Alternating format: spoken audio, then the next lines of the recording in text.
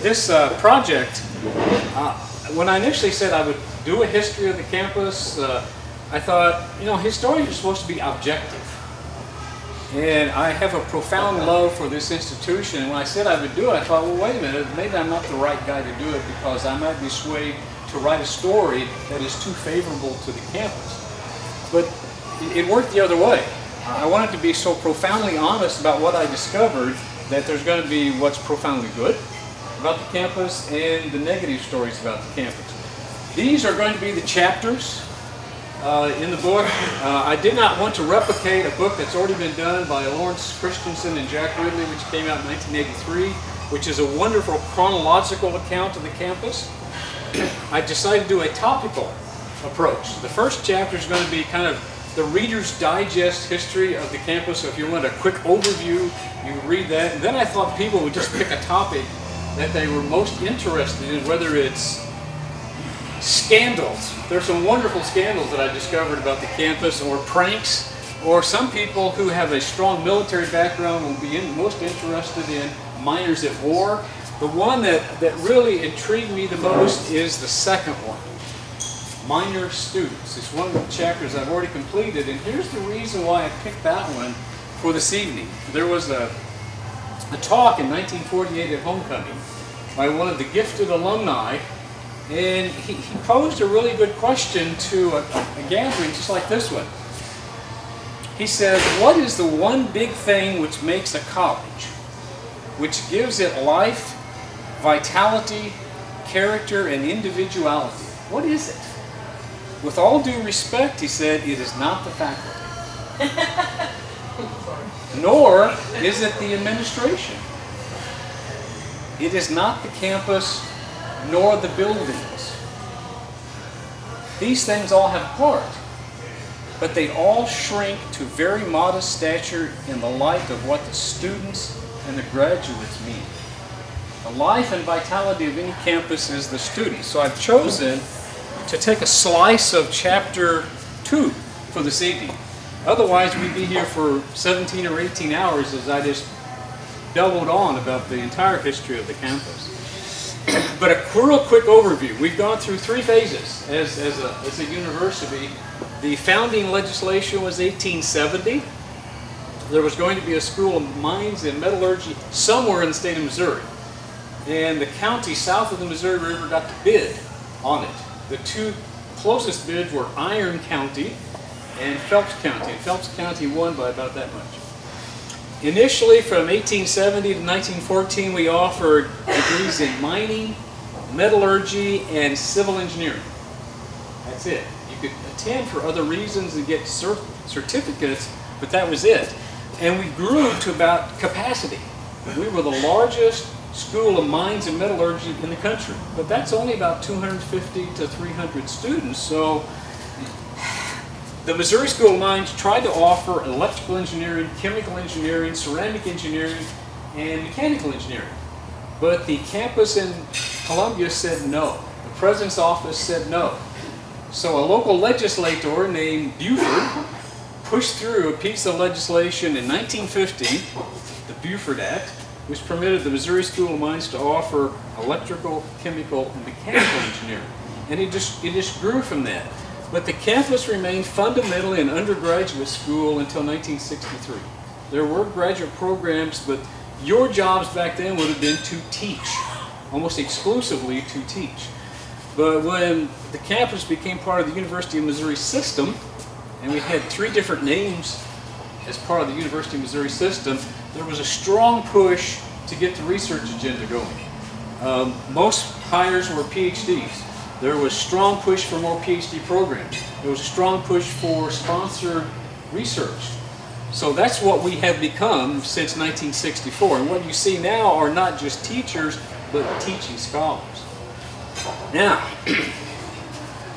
I want to focus this evening on the fundamental mission of the land-grant college. And it's really simple.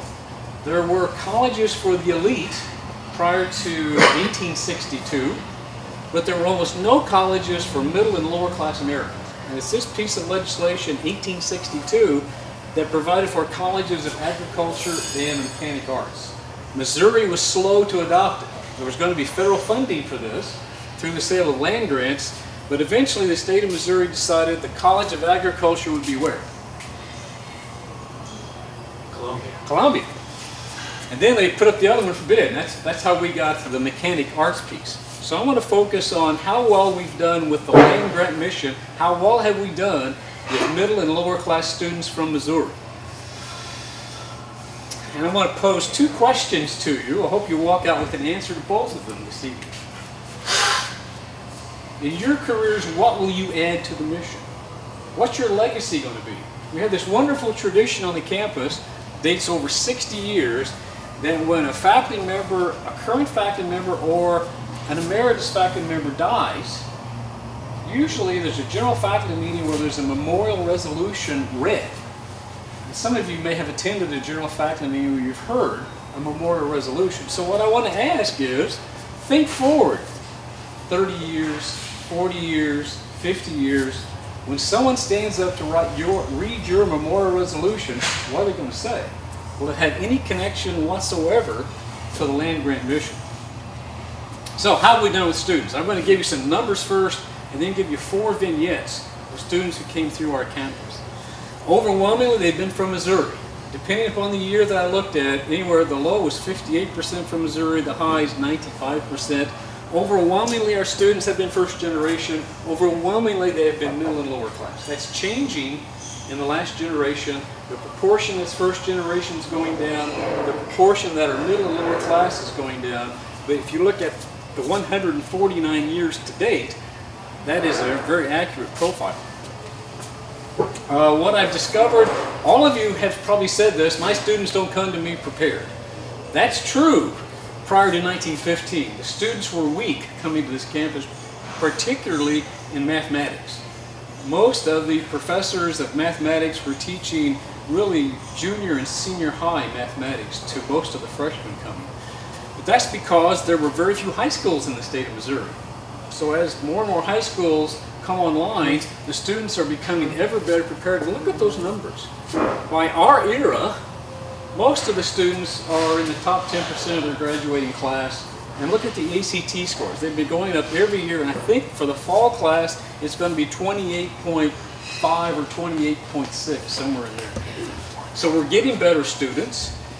And look at the GPA. We adopted the 4-point scale in 1957. I know there's been a little bit of agitation for plus and minus. But look at what's happened with GPAs. In 1966, that was the campus GPA. It's gone over 3.0 by our era. First to second year retention rates just continue to go up. We're doing a better job for students getting to their second year.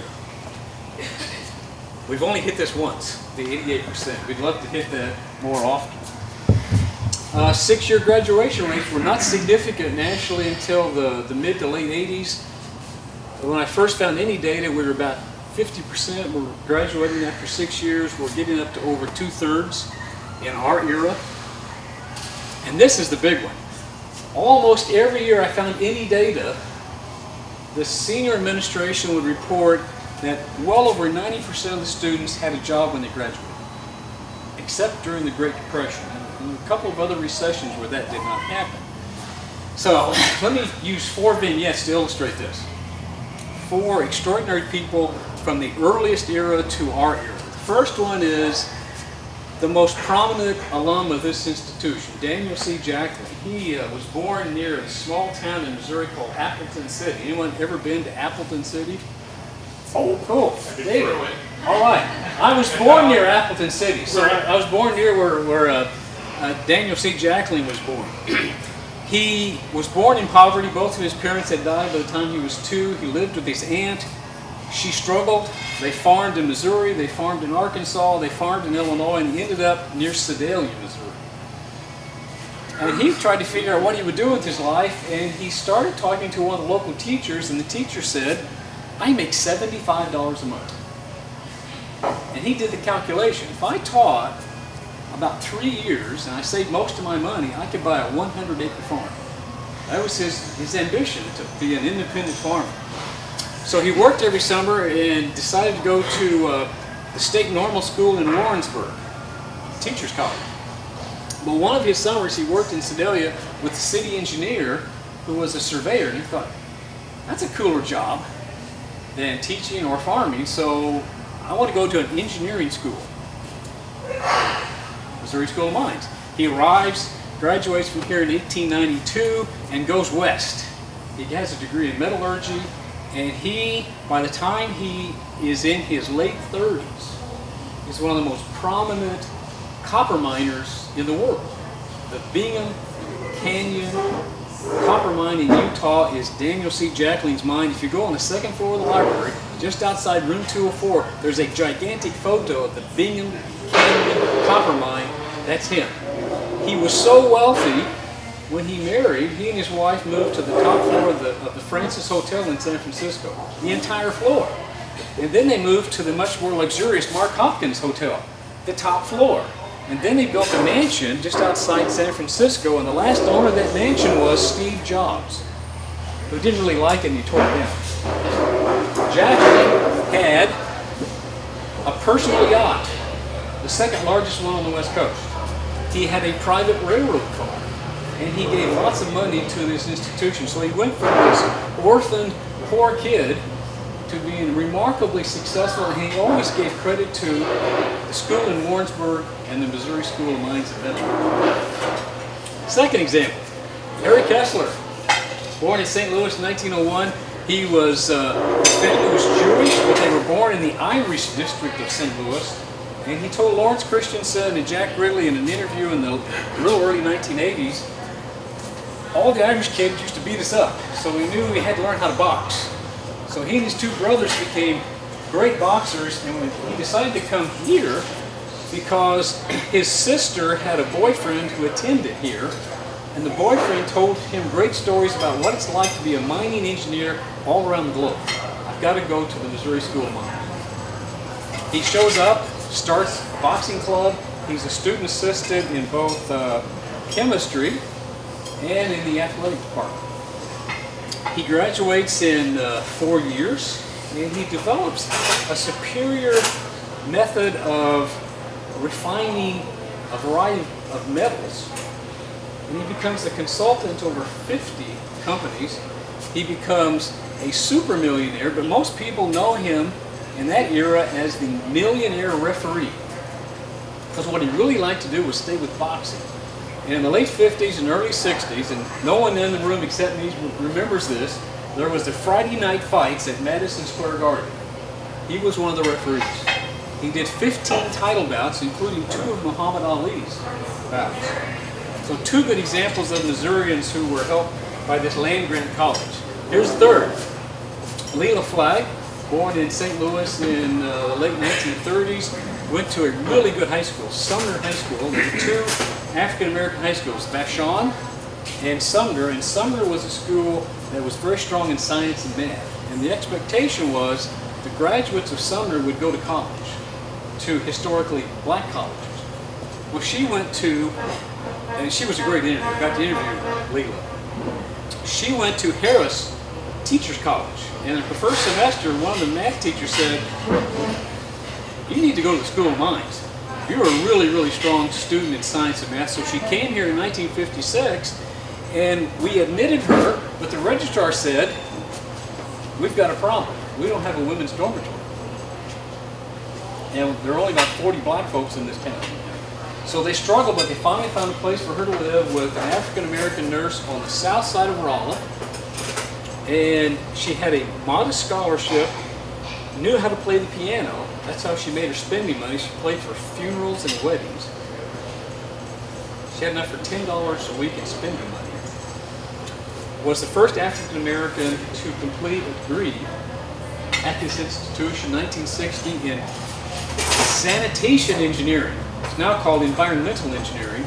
She went west, got a master's degree at Cal Berkeley, worked in California, worked in Missouri, worked in Illinois, and ended her career at University of Missouri-Rolla in the admissions office. Fourth example. You may have seen a story recently about Sam Bo Mahaney. Sam, although he was born in Poplar Bluff, grew up in St. James, right here. He grew up in this community. His dad was an over-the-road truck driver, And he remembered that he kind of made his money by bucking hay every summer. And he was able to pay his way through college by going through Air Force ROTC. And Sam was an advisee of mine. And I said, Sam, what do you want to do with your life? This was 1985. I want to be a bomber pilot. Go for it. He's flown, I think, every fixed-wing airplane there is in the United States Air Force. He's commanded, I think, 8 bases. He was so ambitious, he decided to get a master's in business administration while in the Air Force. That wasn't enough, so he thought he needed to have a law degree, so he went to St. Louis University at night for 5 years to get a law degree. He ended up as an adjunct professor of law at Georgetown University in Washington. Was a Pentagon Fellow. That wasn't enough. He decided he would apply for and became a Harvard Fellow. And he remembered one of the lectures at Harvard, they had a 3-star general come to give a lecture, and he said at one point, that 3-star pointed at me.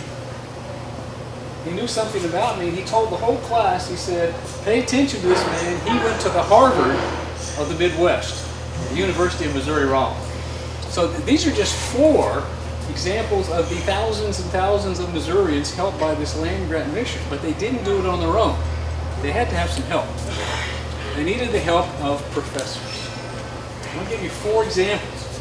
All professors are not the same who help students be successful. The first one is a history professor named Jack Ridley, and there's a wonderful Wayne Heatner story about Jack Ridley. Wayne was a great, great student until he had a class from Jack. What happened to you with Jack Ridley?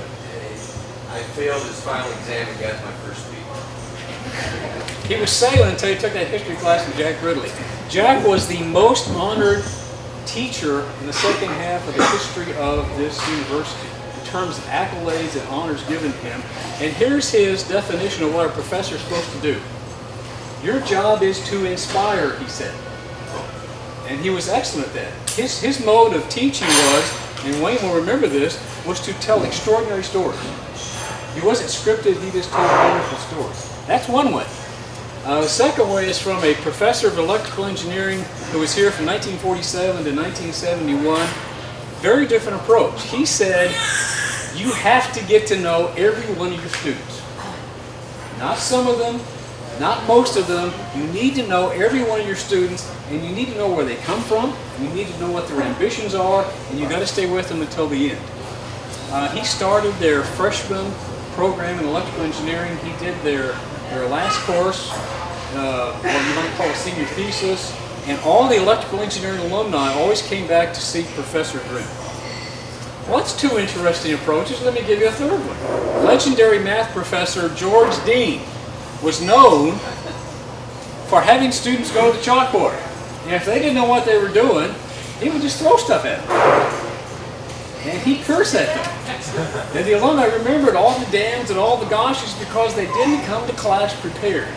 What he wanted his students to be was accountable. So it's not just that you inspire them, not that you get to know them, but you make sure they understand they have to come to class prepared. Now, he retired in 1933, but that approach has not died.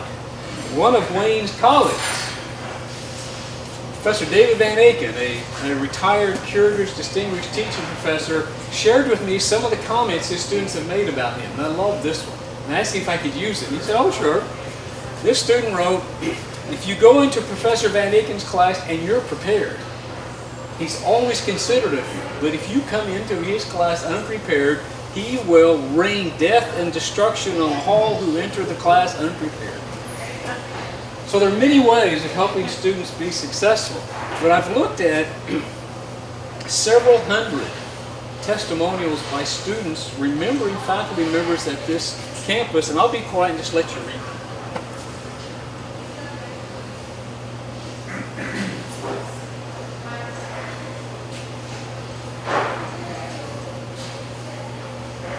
These are from the 40s, the 50s, the 60s, the 70s, the 80s, the 90s, and the 21st century.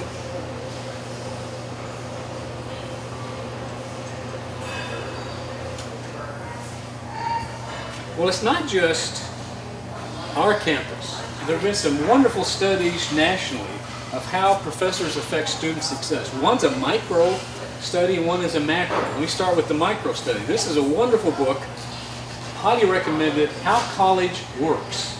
And what these two authors did was to randomly select students who attended Hamilton College, and they engaged them in several interviews over the course of 8 years, through their undergraduate years and after they graduated, and they did multiple surveys. So they have really good data, and here's what they discovered. The most important thing in the success of the students was face-to-face contact. Not virtual contact, face-to-face contact. In almost every case, that's why most students believe they were successful. And it was in class and out of class. So that's the micro study. Now let's look at the macro study. This is Gallup poll, Purdue University Index, and they talked to 30,000 alumni from all kinds of institutions. And what was it that made you successful? What made college worth it? And these 3 points were at the top. Again, I'll let you read it.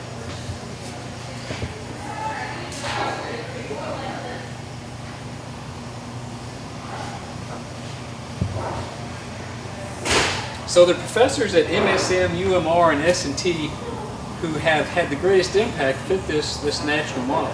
So, I go back to my original question. 30 years from now, 40 years from now, when they write the memorial resolution about you, what will they write? Will they write, she had an H index of 23? Will they write, they averaged $217,000 in sponsored research every year? They won't write that you published X number of articles. What will they focus upon? They'll focus upon what impact that you have on students. Now, I can't say it any better than the way the folks who wrote the book on How College Works ended their book. So I'll be quiet and let you take their counsel.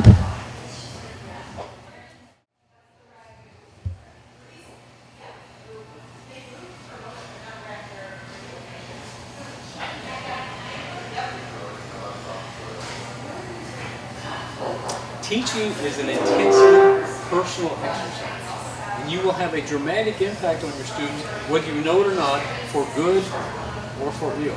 So the one enduring trait that I found out about the campus is this one. It is the most significant finding that I have in all the research that I've done. 1871 to 2019, the professors at this campus overwhelmingly have been committed to student success. And I say that echoing what Wayne said in introducing me, and we had no conversation about what I was going to talk about. And it gives you a sense of why Robert Marley picked the two of us to head Cafe.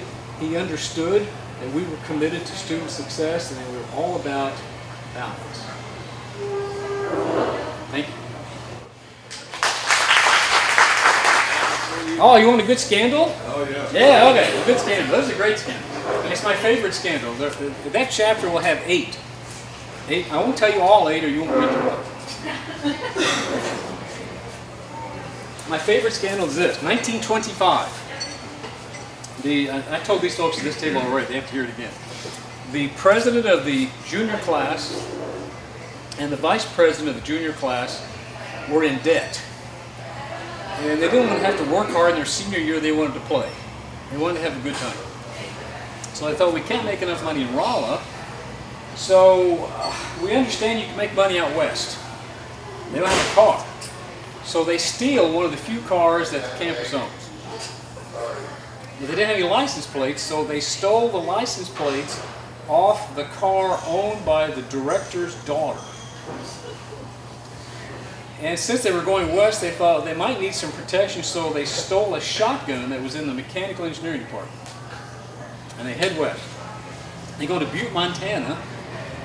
They thought they'd make a lot of money in mining. And they got a job, and they worked there for 2 or 3 weeks, and they realized, as they counted their money, we're not going to make enough to pay off our debts. But on the weekends, they would go to this kind of a theme park outside Butte, Montana, which everybody in the community went to. And they realized how much money this this place was making, and they noted that on Monday mornings, the manager would take these big bags of money in a car with a driver and go downtown to the bank to deposit the money. Well, in their trip west, they decided they would, in addition to the shotgun, buy a revolver each, because they're going west. And the one guy was the best marksman the campus had, because we had ROTC, and he was a great shot. So on the morning they picked, there was a little bridge coming out of the park, and they pulled the car sideways on the bridge so this manager could not escape. And they got out with their guns, and they went up to him and said that they wanted their money. Well, the wife of the manager was there, and she just ran off, assuming they wouldn't shoot her. Well, she went off to call the police. Well, they gave them the money, and they got in the car to leave, and the manager said, "No, go after him," because he had a gun.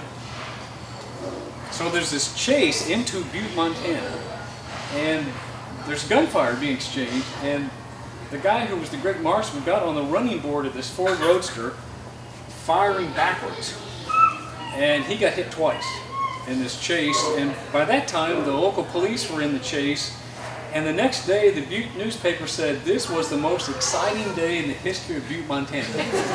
They arrested these two guys. On the day they committed the crime, they went before the judge a day later, and they were in prison on the third day. And this became a national scandal.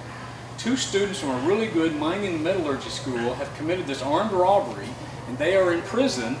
And the warden of the prison sent a telegram to the director of the campus saying, these are pretty nice guys. These are smart guys, and I actually trust them with some duties outside the prison. Maybe you'll think about letting them come back to the School of Mines.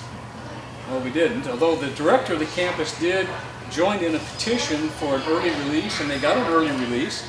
The one guy immediately got into the Colorado School of Mines. If you remember, President Moon Choi likes to compare us to the Colorado School of Mines, and they're so much better than we are. Well, the School of Mines in Colorado took a convicted criminal as a student, and they knew he was a convicted criminal. We would not take back the other guy until the 1960s. He came back to Raleigh in the 1960s to finish his degree, and I told the folks at this table that there were many stories about him coming back after all his wonderful years in his career. And wasn't it wonderful that he decided to come back? But they never mentioned the armed robbery. That's my favorite scandal, but there are others. There's a duel in that chapter, there's a murder in that chapter, there are two riots, and there's an East German spy in that chapter. I would like that. Well, you got to wait until the fall of 2020. You can read about the East German spy, who, by the way, had an office directly across the hallway from where Andrew now works. The person was across the hallway from me, and I didn't know they were an East German spy. Any other questions you want to pose about the history of this institution? Can you tell us just about one, Frank? Just one. Well, as some background reading, I read a book on pranks nationally. And the author of the book said, if you're going to have a really good prank, you need a cow. The only good pranks involve livestock. And that's true for our campus. There are several incidents involving livestock on our campus, and it usually involved somebody the students didn't like, a professor or the director of the campus, and it happened about 5 times, and this is the way it would usually work. The one example I'm thinking of immediately is some students noticed that the campus was on the edge of town, and some of the local farmers had burros, and they just kind of roam around. And 2 or 3 students said, if we lure this burro into the Rolla building, ever been in the Rolla building, the wonderful brick building with the cupola on top? We could take this burro into Professor Harris's office. Harris Hall is named after Elmo Golightly Harris, professor of civil engineering. And they lured this burro into his office and locked the door while he's out lecturing. And by the time he gets back to his office, this burro has wrecked the office and has done what all animals do when they gotta go. All over the office. So that's my favorite prank, but there have been many, many other pranks. Some of them involve what do you do with a roommate that's been gone all weekend and you want to really do something nasty to him? And guys would go get all the newspapers they could find in town and fill up the room to see if they could actually get into the room after he filled it up. Or there's a professor who's now retiring named Paul Warzy. And anyone know Paul Warzy's expertise? Explosives. Explosives. He had a master's student and a PhD student who wanted to pull a prank on Professor Warzy. So they persuaded the custodian of his building to unlock Professor Warzy's door early one morning. And they got in and they booby-trapped the entire office. All the chairs were booby-trapped. All the books were booby-trapped. The telephone was booby-trapped. His desk drawers were booby-trapped. Anything he moved, his chair, he just kept getting explosions in his office. And I read about it, and I called Paul, and I said, well, kind of fill me in on this. And he told me the story, which was essentially what I'd read. I said, well, how'd that make you feel? And he said, well, it's okay. I admired their being innovative and creative with the expertise that they developed. So, but there'll be many more pranks like that. Yes? You keep referencing the director of the campus. When was their first chancellor? Oh, good question. The title for the leaders of the campus were directors until 1941. We had a new leader of the campus named Curtis Laws Wilson, for whom we've named the library. And the president at the time said, director is the wrong title because the Rolla campus is like the School of Law in Columbia and the Agriculture College, and they have deans that lead those units. So I'm going to call this person dean. So Wilson was dean from 1941 until 1963, and we hired someone to replace him who was momentarily called Dean Baker. Merle Baker was his name, and we became part of the University of Missouri system. He got the title of chancellor. So since '64 we've had chancellor.